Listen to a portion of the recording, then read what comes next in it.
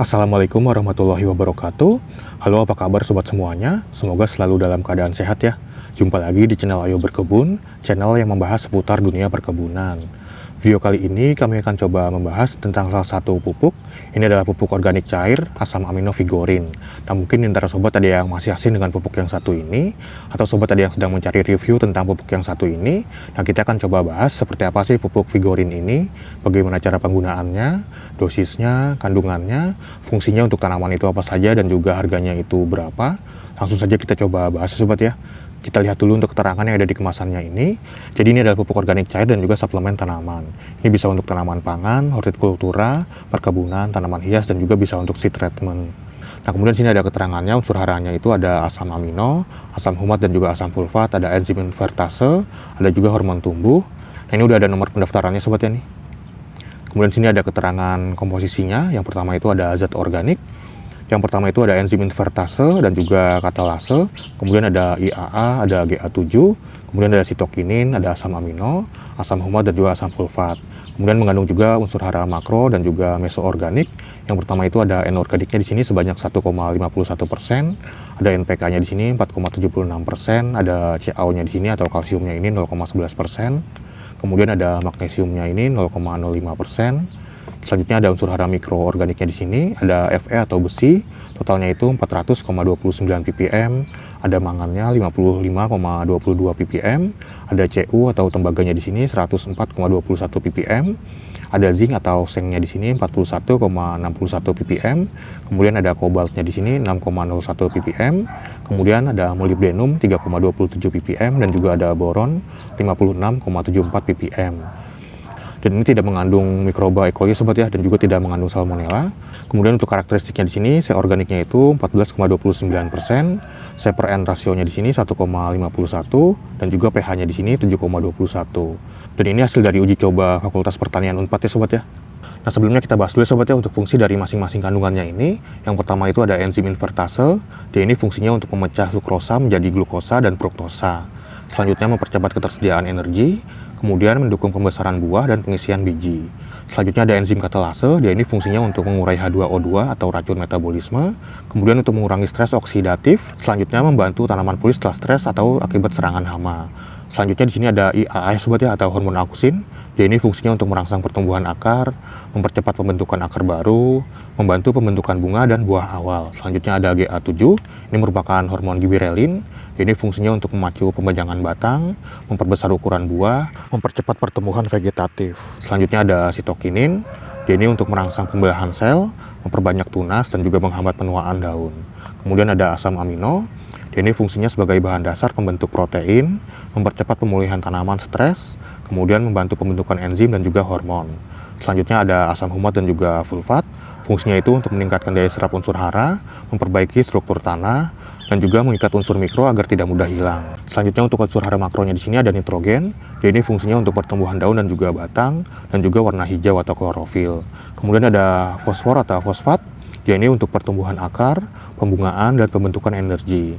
Selanjutnya ada kalium. Dia ini untuk pengisian dan juga pembesaran buah, serta meningkatkan ketahanan terhadap penyakit.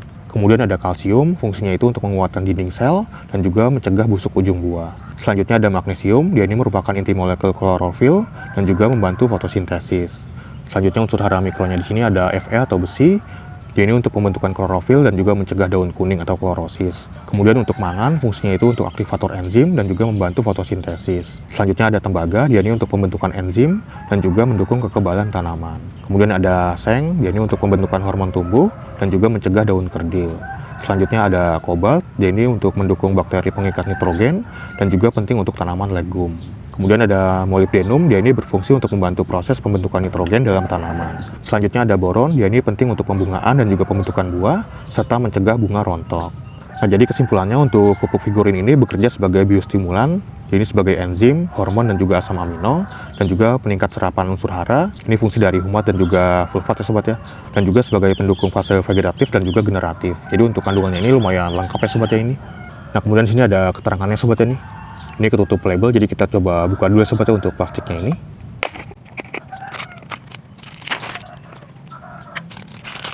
Nah, di sini ada keterangan fungsi dari pupuk figurin ini. Yang pertama itu meningkatkan kemampuan tanaman dalam menyerap dan memproses unsur hara atau pupuk menjadi organ-organ vegetatif maupun generatif. Selanjutnya membantu pemulihan kondisi tanaman setelah terserang hama atau penyakit. Kemudian membantu pembentukan ATP untuk penyediaan energi pada saat masa primordia.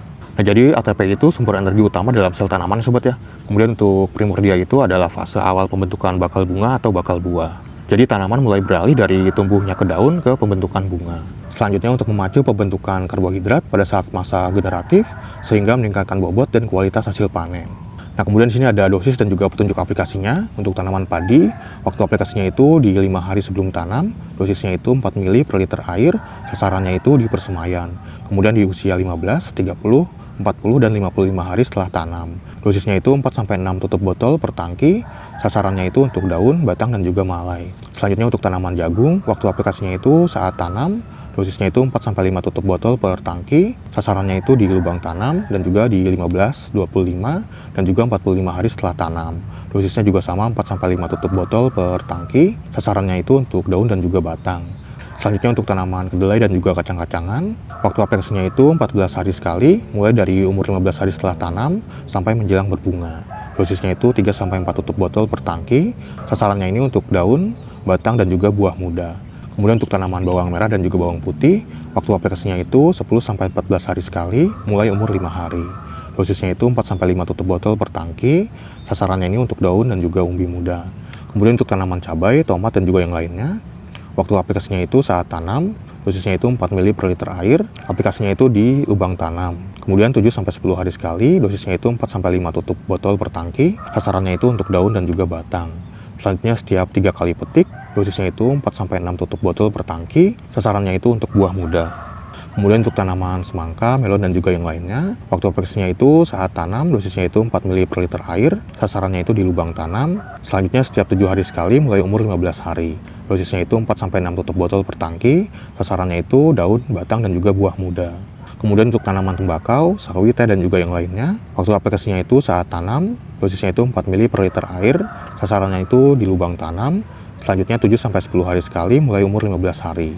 Dosisnya itu 4-5 tutup botol per tangki, sasarannya itu di daun dan juga batang. Nah, di sini ada keterangannya sobat ya. Jadi satu tutup botol itu volumenya sekitar 12 ml dan di sini menggunakan acuan tangki semprot dengan volume air 14 liter. Nah, jadi satu tutup botol itu volumenya 12 ml. Jadi kalau dilarutkan ke air itu bisa sekitar 3 liter sobat ya. Karena dosisnya di sini 4 ml per liter air. Jadi satu tutup botol itu bisa sobat larutkan ke 3 liter air. Nah, untuk pupuk figurin ini dari PT Mitra Merdeka Tani sobat ya nih. Ini dia ada hologramnya di sini. Kemudian di tutup botolnya ini ada logonya juga tuh. Nah, selanjutnya untuk harga dari pupuk figurin ini yang kemasan 1150 ml ya sobat ya. Ini itu saya belinya di toko online di Shopee. Harganya itu sekitar 70 ribuan lah untuk yang ukuran ini. Dan juga ada ukuran lainnya sobat ya, ada yang 500 ml juga ada. Nah, kalau sobat ingin membelinya mungkin bisa langsung cek keranjang yang ada di pojok kiri bawah video ini. Sobat klik aja di situ dapat harga berapa, karena biasanya beda akun beda harga ya sobat ya. Nah, sekarang kita coba buka sobat ya, seperti apa sih pupuk organik cair figurin ini.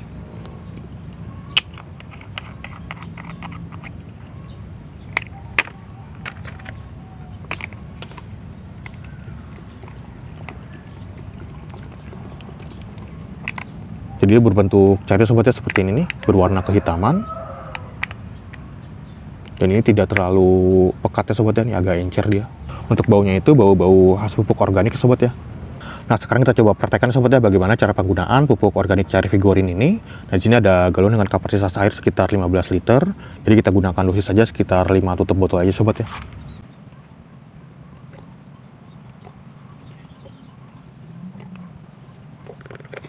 Nah, kemudian bisa kita aduk ya sobat ya, aduk sampai rata.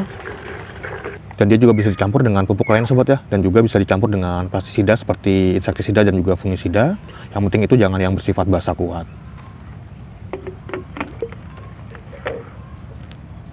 Nah, selanjutnya bisa langsung sobat semprotkan aja sobat ya, semprotkan ke seluruh bagian tanamannya.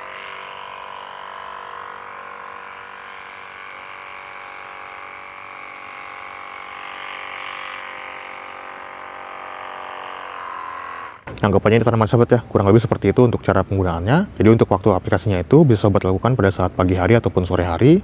Jadi untuk pagi hari itu sekitar jam 6 sampai jam 9-an lah kurang lebih. Kemudian untuk sore hari itu sekitar jam 4 sampai jam 6 sore kurang lebih. Nah, selain dengan cara disemprot seperti ini, juga bisa dengan cara dikocor ya sobat ya. Sobat bisa kocorkan ke media tanamnya atau ke perakarannya. Nah, untuk dosisnya itu juga sama tadi. Nah, untuk jumlah yang dikocorkan itu untuk satu tanaman itu sekitar 200 ml lah. Jadi tergantung dari ukuran tanamannya juga. Jadi semakin besar tanamannya, yang dikocorkan itu semakin banyak. Nah, itu dia sobat sedikit penjelasan tentang pupuk organik cair Vigorin ini. Jadi jika di antara sobat ada yang sedang mencari pupuk untuk tanaman kesayangan sobat, mungkin bisa menggunakan pupuk Vigorin ini sobat ya. Sobat mungkin bisa membelinya di toko-toko pertanian terdekat, mungkin sudah ada yang menjualnya. Atau sobat bisa membelinya di marketplace atau toko online, seperti Tokopedia, Shopee, Lazada, atau yang lainnya. Atau sobat bisa langsung cek keranjang yang ada di pojok di bawah video ini. Sobat klik aja di situ, nanti akan langsung diarahkan ke aplikasi Shopee. Atau di deskripsi video ini juga ada lampiran tautannya. Nah, mungkin sekian dulu untuk video kali ini. Terima kasih sudah menonton, sampai jumpa di video-video yang lainnya. Wassalamualaikum warahmatullahi wabarakatuh.